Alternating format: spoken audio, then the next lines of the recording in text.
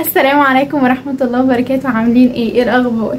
بعد فيديو الكيمياء لقيت ناس كتير قوي برضو بتسألني ازاي نلم الفيزياء واحنا مراكمين الفيزياء ونعمل ايه. فالنهارده جيت اتكلم معاكم شوية عن الفيزياء، نرتب اولوياتنا زي ما عملنا في الكيمياء، نشوف هنبدأ ازاي حتى لو لسه ما بدأناش خالص. النهارده ان شاء الله هرتب لكم دماغكم وهقول لكم ايه المهم اللي نبدأ بيه، وكمان جايبه لكم فيديوهات مراجعة كويسة جدا وفيديوهات شرح وفيديوهات حل، عامله لكم كل حاجة. فلو مهتمين تشوفوا كل الحاجات دي كملوا معايا الفيديو للآخر. اول حاجه هنبتدي ان احنا نتكلم عنها وهي توزيعه الدرجات في الماده دي. اول حاجه احنا عندنا الفيزياء اول حاجه هنبتدي نتكلم عنها وهي توزيعه الدرجات في الفيزياء. احنا عندنا في الفيزياء 8 فصول، اوكي. عندنا اول 4 فصول اللي هم عاديين، وبعد كده الاربعه الفصول التانيين دي الفيزياء الحديثه. الفيزياء الحديثه دي عليها 18 درجه، يعني تقريبا تلت الامتحان، تمام. وبعد كده عندنا الفصل الاول عليه حوالي 8 درجات، الفصل الثاني 12 درجه، الفصل الثالث من 14 ل 15 درجه، والفصل الرابع من 7 ل 9 درجات، تمام. دي تقسيمه لازم كده انتوا تكتبوها في الورقه والقلم عشان لما تكونوا بتذاكروا تبقوا عارفين انتوا الجزئيه اللي انتوا ذاكرتوها دي هيقدر ان انتوا تحصلوا منها درجات قد ايه، فاهمين قصدي؟ كده وزعنا تقسيمه الدرجات. دلوقتي هنبتدي نخش على تاني حاجه وهي نبدا منين. بصوا يا جماعه، انتوا عندكم 2 اوبشنز. اول حاجه اما تبداوا من الاول خالص عادي من اول الفصل الاول وانتوا نازلين، او تاني حاجه ان انتوا تخلصوا الاول الحديثه بحيث تكونوا ضمنتوا تلت درجات الامتحان تقريبا، وبعد كده تبتدوا من الفصل الاول عادي جدا. انا بكلم الناس اذا كانت بتراجع او اذا كانت هتبدا تذاكر المنهج من الاول وهي كانت برقمها او ايا كان نسيته او ايا كان. يعني جبت لكم لينكات ل مستر محمد عبد المعبود وكمان مستر محمود مجدي، الاثنين منزلين شرح ومنزلين حل، تمام. مستر محمد عبد المعبود عامل الحديثه كلها في حوالي 9 ساعات شرح وحل وتفصيل يا جماعه عادي جدا. وبرده جبت لكم فيديوهات الشرح بتاعت مستر محمود مجدي، هتلاقوها برده كل الحاجات دي هسيبها لكم في الديسكربشن بوكس. فانتوا عندكم زي ما قلنا هنبتدي بيه الحديثه. انا بفضل ده عشان هي سهله ولذيذه ومش مترتبه على اللي قبليها، وبجد لذيذه. يعني هي شويه قوانين والدنيا وهتفهموا بس النسب والحاجات دي وهتكون تمام قوي قوي معاكم. وبكده ان انتوا تحسوا ان انتوا لا خلصتوا 4 شباتر ممكن تخلصوهم في يوم. يا جماعه انتوا لو قعدتوا بجد والله العظيم ممكن تخلصوهم في يوم. تحسوا ان انتوا خلصتوا 4 شباتر، ممكن تاني يوم تحلوا عليهم وبعد كده تبداوا تاخدوا الكيمياء من الاول. هتبقوا لميتوا درجات، هتبقى نفسكم فعلا ان انتوا خلصتوا شوط كبير. وكمان الفيزياء الحديثه لذيذه في مذاكرتها، فاهمين قصدي؟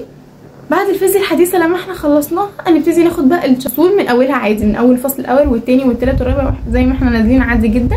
اهم حاجه بقى الا وهي الحل. فيزياء يعني حل، كلنا عارفين ده، مفيش حد ما يعرفش ان الفيزياء لازم نحل عليه.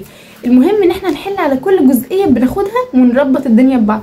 يا جماعه تاني في كل ماده هقول لكم ما ينفعش نفضل نحل على الجزء كجزء، احنا لازم نحل عليه كدرس او بين الدرسين. هي الاسئله مش هتجيلكم منفصله عن الجزء اللي انتوا بتذاكروه، الاسئله هتيجي مركبه عن الحته دي كلها، الجزئيه دي كلها. مش فاهمين قصدي؟ يا رب تكونوا فاهمين. حاجه كمان عايزه اقولها لكم ان انتوا وانتوا بتذاكروا يا جماعه لازم تكتبوا بايديكم. بلاش ابدا تعتمدوا ان انتوا الكتاب اللي معاكم او المذكره اللي معاكم فيها الشرح فيها ابدا. الحاجات دي لازم انتوا تكتبوها بايديكم عشان دي اللي انتوا هتراجعوا منها في ليالي الامتحان.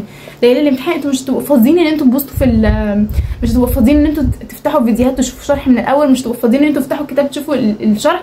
وعمر الشرح اللي مكتوب في الكتاب ما هيكون بنفس الطريقه اللي انتوا تكونوا كاتبين فيها الشرح بتاعكم، تعرفوا تفهموا نفسكم وتعرفوا لما تيجوا مثلا جزء يقع منكم تبقوا عارفين انتوا كاتبينه فين، انتوا حاطينه فين، تفتحوا تبصوا عليه. وده هيسهل عليكم جدا وهيرتب الدنيا قوي قوي قوي حلو قوي عليكم.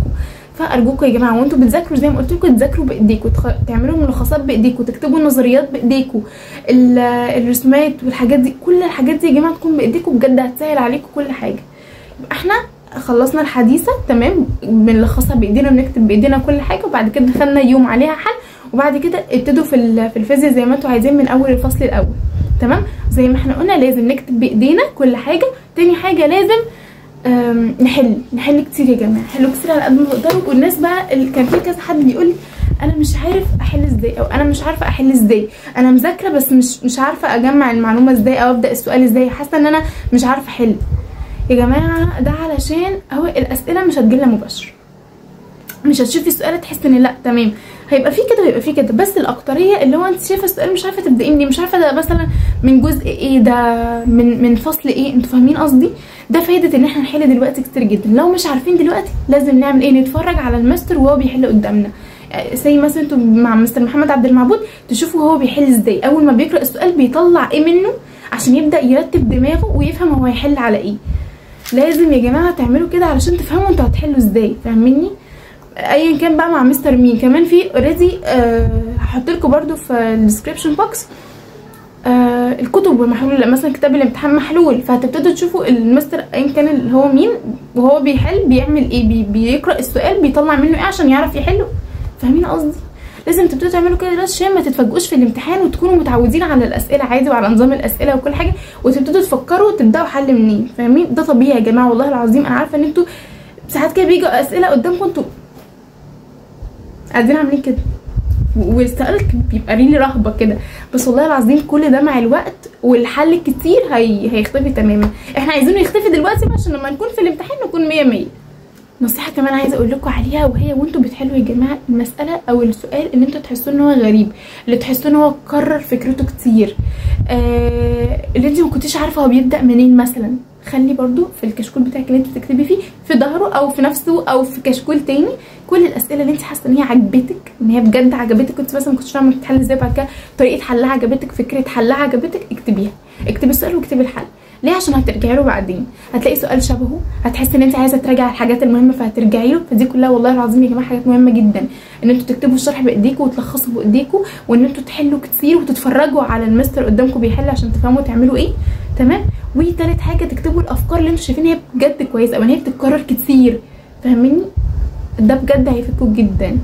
وكمان مستر محمد عبد المعبود كان عامل فيديو حالل فيه 5 شوامل، يعني ده بقى عيشوا براحتكم برضو. فان شاء الله هجمع لكم كل الماتيريالز دي واسيبها لكم في الديسكريبشن بوكس. ايه هو الديسكريبشن بوكس او صندوق الوصف يا جماعه؟ العنوان اللي انتوا شايفين اللي انا كاتباه ده تدوسوا عليه هتلاقوا اللينكات كلها تحتيه. تمام؟